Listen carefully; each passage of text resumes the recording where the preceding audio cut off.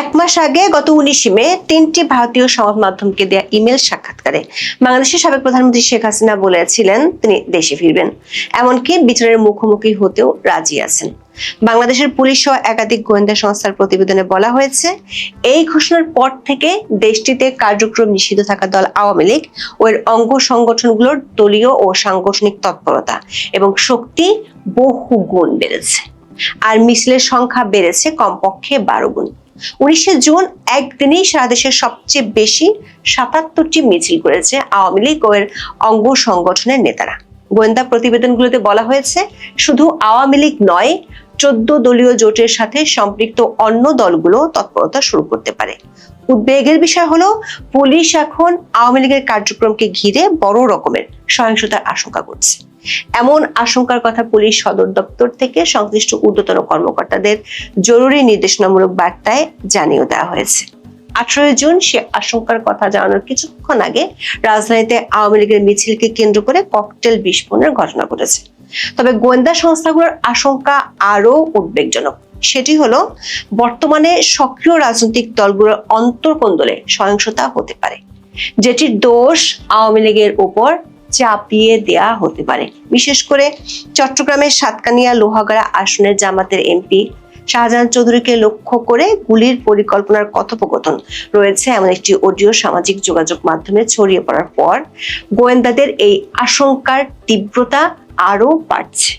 Police সরকারকে সতর্ক করে দিয়ে বলেছে, আওয়ামী লীগ সামনের দিনে নতুন নতুন কিছু কর্মসূচি নিয়ে মাঠে নামতে পারে এবং আগস্ট মাসকে কেন্দ্র করে দলটির ব্যাপক শোডাউনের পরিকল্পনা আছে। প্রশ্ন হলো, একদিকে আওয়ামী লীগের তৎপরতা বাড়ছে, অন্যদিকে পুলিশ সহ বিভিন্ন সংস্থার বড় রকমের সতর্ক বার্তার মধ্যে সরকার ও বিএনপি কি করছে? সংশ্লিষ্ট একাধিক সূত্র বলছে, দুটি কারণে সরকারকে বেশ সিদ্ধান্তহীন অবস্থানে থাকতে হচ্ছে। গত 19 মে বাংলাদেশের সাবেক প্রধানমন্ত্রী ও আওয়ামী লীগ সভানেত্রী শেখ হাসিনা ইমেলে 3টি ভারতীয় সংবাদ মাধ্যমকে সাক্ষাৎকার দিয়েছিলেন। সেই সাক্ষাৎকারে তিনি দাবি করেছেন মাথা উঁচু করে দেশে ফিরবেন এবং বিচারের মুখোমুখি হতে চান। এরপর থেকে বাংলাদেশের বিভিন্ন জায়গায় প্রথমে ছাত্রলীগ ও পরে আওয়ামী লীগ সহ এর অন্যান্য অঙ্গ সংগঠনের মিছিলের সংখ্যা বেড়েছে। এর মধ্যে নোয়াখালী, চট্টগ্রাম ও কুমিল্লায় বড় ধরনের মিছিল এবং শোডাউনের পর পুলিশও তাদের অভিযান বাড়িয়েছে এবং ব্যাপক ধরপাকড় করেছে। কিন্তু তাতেও আওয়ামী লীগ এবং এর অঙ্গ সংগঠনগুলোর তৎপরতা কমেনি। এর মধ্যে আওয়ামী লীগের নেতা ইঞ্জিনিয়ার মোশাররফ হোসেন, তোফায়েল আহমেদ ও একেএম রহমতুল্লাহ জানা যায় ব্যাপক মানুষের উপস্থিতি এবং স্লোগানে সরকার গোয়েন্দা সংস্থাগুলোকে মাঠ পর্যায় থেকে তথ্য সংগ্রহের নির্দেশ দেয়। গত 6 জুন পুলিশ সদর দপ্তর থেকে পাঠানো একটি রিপোর্টে বলা হয়েছিল, দায়মুক্তি শিরোনামে অনলাইন প্ল্যাটফর্মে শেখ হাসিনার বক্তব্য দলীয় নেতাকর্মীদের উজ্জীবিত করছে। ওই প্রতিবেদনে বলা হয়েছে, ছাত্রলীগের 27টি কমিটি ঘোষণা করা হয়েছে, পুনর্গঠন করা হয়েছে যুবলীগ ও স্বেচ্ছাসেবক লীগের কমিটিগুলো। এই রিপোর্টের সুপারিশ অনুযায়ী আওয়ামী লীগ ও ছাত্রলীগের নেতাদের উপর নজরদারি বাড়িয়ে সবগুলো গোয়েন্দা সংস্থাকে রিপোর্ট দিতে বলা হয়। গত 11 জুন ছিল শেখ হাসিনার কারামুক্তি দিবস। তার আগে ও পরে কমপক্ষে 4টি গোয়েন্দা সংস্থা সরকারকে আলাদা আলাদা রিপোর্ট জমা দিয়েছে। সেসব রিপোর্টে বলা হয়েছে, শেখ হাসিনার দেশে ফেরার ঘোষণার পর থেকে আওয়ামী লীগের মিছিলের সংখ্যা ও বহর বাড়ছে। উদাহরণ হিসেবে বলা হয়, শেখ হাসিনার স্বদেশ প্রত্যাবর্তন দিবস উপলক্ষে গত 17 মে একদিনে মিছিল হয়েছিল 26টি, কিন্তু শেখ হাসিনার ঘোষণার পর প্রতিদিন কমপক্ষে 18 থেকে সর্বোচ্চ 60টি পর্যন্ত মিছিলের তথ্য রেকর্ড করেছে সংস্থাগুলো। সবশেষ 19 জুন একদিনে 77টি মিছিলের তথ্য রেকর্ড করেছে পুলিশ সদর দপ্তর। এর মধ্যে ঢাকা ও আশেপাশের এলাকাগুলোতে মিছিল হয়েছে 23টি। পুলিশের তথ্য অনুযায়ী এসব মিছিলে উপস্থিতির সংখ্যা বাড়ছে। এর মধ্যে আগামী 23 জুন আওয়ামী লীগের 77তম প্রতিষ্ঠাবার্ষিকী উপলক্ষে পুলিশের বিভিন্ন সংস্থার সদর দপ্তরে মূল্যায়ন রিপোর্ট জমা দেয়। তার প্রেক্ষিতে 18 জুন রাতে সারা দেশে পুলিশকে প্রয়োজনীয় সতর্কতার পাশাপাশি নিরাপত্তামূলক ব্যবস্থা নিতে নির্দেশনা দিয়েছে সদর দপ্তর। আগামী 23 জুন দলটির প্রতিষ্ঠা বার্ষিকীকে সামনে রেখে বৃহস্পতিবার পুলিশ সদর দপ্তর থেকে এ বিষয়ে একটি জরুরি বার্তা পাঠানো হয়েছে। দেশের 7 জন মেট্রোপলিটন পুলিশ কমিশনার ও 8 বিভাগের রেঞ্জ ডিআইজি বরাবর পাঠানো ওই বার্তায় প্রতিষ্ঠা বার্ষিকীকে দলটির সম্ভাব্য কর্মকাণ্ড মূল্যায়ন করার কথা বলা হয়েছে। সেখানে বলা হয়, সেদিন দলটির তরফে দেশের বিভিন্ন জেলায় দলীয় কার্যালয়ে পতাকা উত্তোলন এবং প্রতিষ্ঠা বার্ষিকীর ব্যানার নিয়ে প্রকাশ্যে মিছিল করতে পারে। এর ফলে দেশের অন্যান্য রাজনৈতিক দল, বিশেষ করে এনসিপি নেতাকর্মী ও বৈষম্য বিরোধী ছাত্রদের সাথে সংঘর্ষ তৈরির আশঙ্কা রয়েছে। পাশাপাশি তাদের কর্মকাণ্ডে বাধা দিলে আইন শৃঙ্খলা বাহিনীর উপর ক্ষুব্ধ হতে পারে বলেও আশঙ্কা করা হয়েছে। এই অবস্থায় এসব বিষয়ে গুরুত্ব নিয়ে প্রয়োজনীয় সতর্কতা ও নিরাপত্তামূলক ব্যবস্থা নেওয়ার নির্দেশ দেওয়া হয়েছে। পুলিশের এই সতর্ক বার্তা যাওয়ার আগে 18 জুন সকালে রাজধানীর মহাখালীতে যখন আওয়ামী লীগের নেতাকর্মীরা মিছিল বের করে, তখন বেশ কয়েক রাউন্ড ককটেল বিস্ফোরিত হওয়ার অভিযোগ পাওয়া যায়। একাধিক সংস্থার প্রতিবেদনে আশঙ্কা করা হয়েছে, আওয়ামী লীগ ও অঙ্গ সংগঠনগুলো মাঠে কোনো রাজনৈতিক দল থেকে প্রতিরোধের শিকার হলে আগে কোনো পাল্টা প্রতিক্রিয়া দেখাতো না, কিন্তু সম্প্রতি দলটির কয়েকটি অনলাইন বৈঠকে পাল্টা প্রতিরোধ গড়ে তোলার নির্দেশ দেওয়া হয়েছে। সে কারণে গোয়েন্দাদের আশঙ্কা, আওয়ামী লীগের মিছিলে বাধা দিতে গেলে সংঘাতময় পরিস্থিতি তৈরি হতে পারে। তাছাড়া আওয়ামী লীগের শীর্ষ নেতাদের সাথে 14 দলের নেতাদের যোগাযোগ হয়েছে। 14 দলের অন্য শরিক দলগুলো মাঠে নামা শুরু করবে। পুলিশ সদর দপ্তর থেকে পাঠানো বিশেষ ও জরুরি সতর্কবার্তা সম্পর্কে পুলিশ কর্মকর্তারা বলছেন, একাধিক গোয়েন্দা সংস্থার প্রতিবেদন থেকে আগাম সতর্কতার অংশ হিসেবে সারা দেশে ওই বার্তা দেওয়া হয়েছে। বিষয়টি সামাজিক মাধ্যমে ভাইরাল হওয়ার পর ডিএমপির পক্ষ থেকে 19 জুন সকালে সংবাদ সম্মেলন করা হয়। ডিএমপির পক্ষ থেকে বলা হয়, আওয়ামী লীগের প্রতিষ্ঠা বার্ষিকী ঘিরে কোনো ধরনের শঙ্কা নেই, তবে আইন শৃঙ্খলা রক্ষাকারী বাহিনী সতর্ক থাকবে। শুক্রবার ডিএমপির অতিরিক্ত কমিশনার এস.এন. নজরুল ইসলাম সংবাদ সম্মেলনে এই তথ্য জানান। সাংবাদিকদের প্রশ্নের জবাবে তিনি বলেন, প্রতিষ্ঠা বার্ষিকী ঘিরে যাতে সংগঠনটি কোনো সভা, সমাবেশ ও মিছিল করতে না পারে সেজন্য সতর্ক অবস্থানে পুলিশ। চেকপোস্ট বসিয়ে তল্লাশি চালানো হচ্ছে। পোশাকের পাশাপাশি সাদা পোশাকেও গোয়েন্দা নজরদারি বাড়ানো হয়েছে। ডিএমপির এই কর্মকর্তা বলেন, আওয়ামী লীগের প্রতিষ্ঠা বার্ষিকী উপলক্ষে কোনো ধরনের বিশৃঙ্খলা করতে দেওয়া হবে না। পুলিশ সহ সরকারের একাধিক গোয়েন্দা সংস্থার প্রতিবেদনগুলোতে বলা হয়েছে, দেশের বাইরে থেকে আন্দোলন করার জন্য নির্দেশনা দেওয়া হলেও সারা দেশে 129 জন আওয়ামী লীগ নেতা সাংগঠনিক তৎপরতাগুলোর নেতৃত্ব দিচ্ছেন। এই প্রতিবেদনগুলোতে বলা হয়েছে, পর্যায়ক্রমে মিছিলের সংখ্যা বাড়িয়ে দলটির মূল লক্ষ্য হলো আগস্ট মাস জুড়ে ব্যাপক শোডাউন করা। এই তৎপরতা যতই বাড়তে থাকবে, সহিংসতার আশঙ্কা ততই বেড়ে যাবে, এমন আশঙ্কার কথা প্রতিবেদনগুলোতে বলা হয়েছে।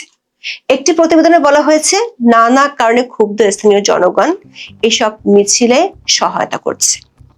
অনেক ক্ষেত্রে স্থানীয় মানুষজন বিএনপি এবং এনসিপির উপর চড়াও হচ্ছে। পুলিশের একটি সংস্থার প্রতিবেদনে বলা হয়েছে, আওয়ামী লীগ ও এর অঙ্গ সংগঠনগুলো এখনো পর্যন্ত পুলিশের উপর সংঘর্ষে যায়নি, তবে স্থানীয় জনতার সহায়তা পাওয়ার কারণে আর পুলিশের উপর হামলার সংখ্যা বাড়তে থাকায় পুলিশও সামনের দিনগুলোতে আওয়ামী লীগের বিক্ষোভের মুখে পড়তে পারে।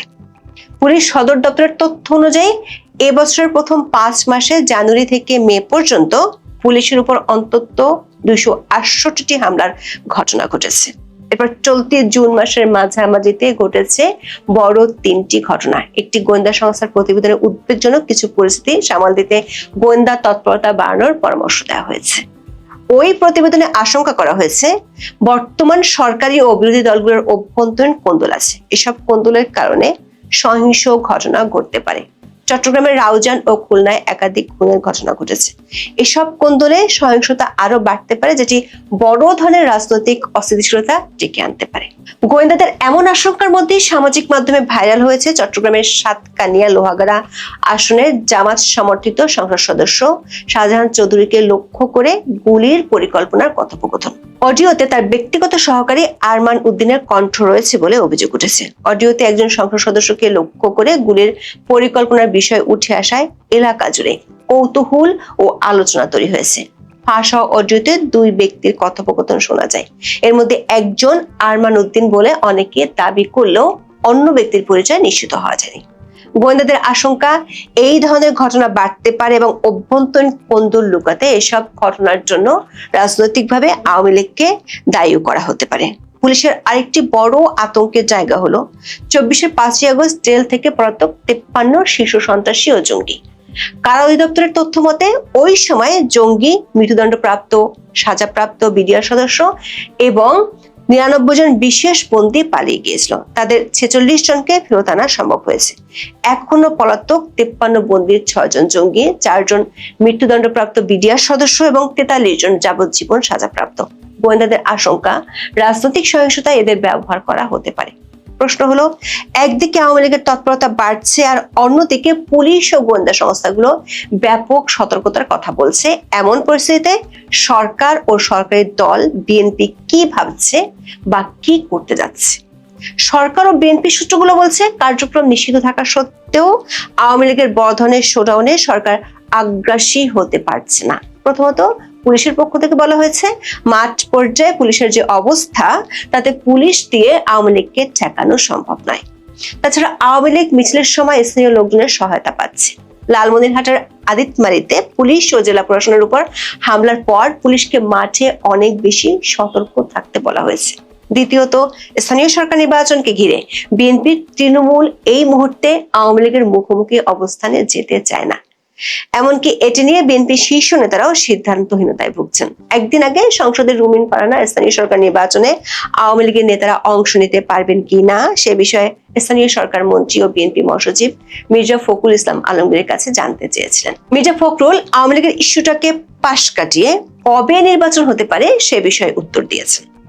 বিএনপি নেতারা মনে করেন, এই মুহূর্তে মাঠে যদি বিএনপি আওয়ামী লীগের উপর চড়াও হয় তাহলে স্থানীয় সরকার নির্বাচনে তার ফল যাবে জামাতের ব্যাংকে। তৃণমূল থেকে সেই বার্তা বিএনপির হাইকমান্ডকে দেওয়া হয়েছে। কোথাও কোথাও আওয়ামী লীগ নেতাকে গ্রেপ্তারের বিরুদ্ধে বিএনপি নেতাদের মিছিলের খবরও পাওয়া যাচ্ছে। সৈয়দপুর সদর উপজেলার বিনোদপুর ইউনিয়ন আওয়ামী লীগের সাধারণ সম্পাদক আসাদুজ্জামান লিটন মুন্সিকে গ্রেপ্তারের পর তার মুক্তির দাবিতে বিক্ষোভ মিছিল করেছে স্থানীয় বিএনপি নেতারা। স্থানীয় সূত্র মতে, লিটন মুন্সি গত নির্বাচনে বিএনপিকে সাহায্য করেছিল। সামনের স্থানীয় নির্বাচনে বিএনপির তার সাহায্য দরকার, এমন অবস্থা দেশের বেশিরভাগ এলাকায়। এই পরিস্থিতিতে বিএনপির হাইকমান্ড আপাতত সিদ্ধান্তহীনতায় আছে, কি করবে? আওয়ামী লীগ জলে পুরো তো একেবারে পাতলা ছোট অবস্থা দেখছি চারদিকে।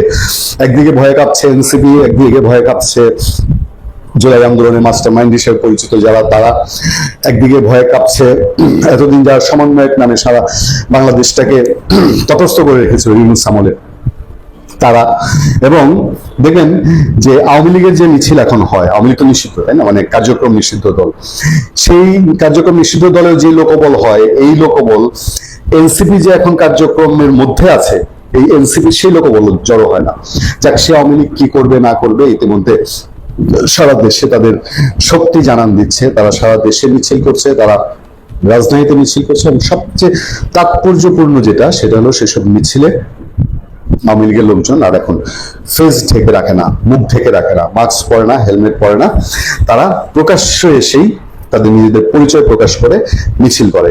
সেই মিছিলগুলোকে একত্রিত করে যদি চিন্তা করা হয় তাহলে গত 2 বছরে যা ছিল প্রেক্ষাপট, গত 2 সপ্তাহে তার চেয়ে যথেষ্ট পরিবর্তন হয়েছে। সেই পরিবর্তনের মুখে আসছে 23 জুন আওয়ামী লীগের প্রতিষ্ঠাবার্ষিকী। কি হবে সেই প্রতিষ্ঠাবার্ষিকীতে তাই জানানোর জন্য আজকের এই আলোচনার আয়োজন। আমাদের এই আলোচনার সাথে থাকবেন, লাইক দিবেন, কমেন্টে আপনার মতামত জানাবেন, এবং যারা আমাদের চ্যানেলটি এখন সাবস্ক্রাইব করেননি তাদেরকে সাবস্ক্রাইব করার জন্য অনুরোধ করছি। ফিরে যাচ্ছে 23 জুন নিয়ে। 23 জুন আওয়ামী লীগের প্রতিষ্ঠাবার্ষিকীতে কি ঘটতে পারে? আওয়ামী লীগের প্রতিষ্ঠাবার্ষিকী ঘিরে সতর্ক বার্তা পুলিশের। কি বলা হচ্ছে? আগামী 23 জুন কার্যক্রম নিষিদ্ধ আওয়ামী লীগের প্রতিষ্ঠাবার্ষিকীকে কেন্দ্র করে সারা দেশে রাজনৈতিক দলের নেতাকর্মী, বিশেষ করে এনসিপি ও বৈষম্য বিরোধী ছাত্রদের সঙ্গে সংঘর্ষের আশঙ্কা করছে পুলিশ। এজন্য সারা দেশের সব ইউনিটকে প্রয়োজনীয় সতর্কতা ও নিরাপত্তামূলক ব্যবস্থা নেওয়ার নির্দেশ দেওয়া হয়েছে। বৃহস্পতিবার 18 জুন পুলিশ হেডকোয়ার্টার্সের ডিআইজি কনফিডেন্সিয়াল মোহাম্মদ কামরুল আহসানের সই করা এক চিঠিতে এই নির্দেশনা দেওয়া হয়। গোয়েন্দা তথ্যের ভিত্তিতে দেশের সব মেট্রোপলিটন পুলিশের কমিশনার, রেঞ্জ ডিআইজি ও জেলা পুলিশ সুপারদের কাছে পাঠানো এক জরুরি বার্তায় সম্ভাব্য কর্মসূচি মূল্যায়ন করে কঠোর নিরাপত্তামূলক ব্যবস্থা নেওয়ার নির্দেশ দেওয়া হয়েছে। চিঠিতে বলা হয়েছে, আগামী 23 জুন আওয়ামী লীগের প্রতিষ্ঠাবার্ষিকী উপলক্ষে বিভিন্ন জেলায় দলীয় কার্যালয়ে পতাকা উত্তোলন ও প্রতিষ্ঠাবার্ষিকীর ব্যানার নিয়ে প্রকাশ্যে মিছিল করতে পারে। এ নিয়ে সংঘর্ষ এবং বাধা দিলে পুলিশের উপর তারা ক্ষুব্ধ হতে পারে। বিষয়টি অনুধাবন করে প্রয়োজনীয় নিরাপত্তা ব্যবস্থা নেওয়ার জন্য অনুরোধ করা হলো। এদিকে শুক্রবার সকালে ঢাকা মেট্রোপলিটন পুলিশের অতিরিক্ত কমিশনার এস.এন. মোহাম্মদ নজরুল ইসলাম বলেন, আমরা এই সংক্রান্ত নির্দেশনা পেয়েছি, তবে নির্দিষ্ট কোনো বড় থ্রেট বা হামলার আশঙ্কা নেই, এটি আমাদের নিয়মিত সতর্কতার অংশ। তিনি আরো বলেন, 23 জুন একটি রাজনৈতিক দলের প্রতিষ্ঠাবার্ষিকী, এটিকে কেন্দ্র করে আমরা সতর্ক অবস্থানে আছি। তিনি আরো বলেন, নগরবাসীর নিরাপত্তা নিশ্চিত করতে অতীতের মতোই প্রয়োজনীয় নিরাপত্তামূলক ব্যবস্থা নেওয়া হয়েছে। বিভিন্ন স্থানে নিরাপত্তা চেকপোস্ট অব্যাহত রয়েছে, এই কার্যক্রম চলমান থাকবে। মানে পুলিশ, আওয়ামী লীগ যে নিজেরা সংগঠিত হয়ে পুলিশের উপর আক্রমণ করবে বা এনসিপির উপর আক্রমণ করবে, এরকম কোনো তথ্য নেই, বা এটা আওয়ামী লীগ করবে না। কিন্তু বাধা পেলে পরিস্থিতি ভিন্ন রকম হতে পারে বলেই পুলিশ আশঙ্কা করছে, সেটাই আমরা অন্তত বুঝতে পারছি। ফলে 23 জুন আওয়ামী লীগ কি শক্তি দেখায় গত 2 বছরের তুলনায়, এবার তারা কি নতুন কোনো মাত্রা যোগ করে কিনা তাদের কর্মসূচিতে, এবং মাত্রা যদি যোগ করে তাহলে প্রতিপক্ষ, এখানে পুলিশের চেয়েও গুরুত্বপূর্ণ প্রতিপক্ষ হচ্ছে এনসিপি। এনসিপি শুরুতে আমি যেটা বললাম, এনসিপির ওই লোকবল নাই যে আওয়ামী লীগের এখন ঝটিকা মিছিল প্রতিহত করতে পারে, সেটা আছে এবং বিএনপির। ফলে বিএনপির অবস্থান কি হবে তার উপরে বিবেচনা করবে অনেক কিছু।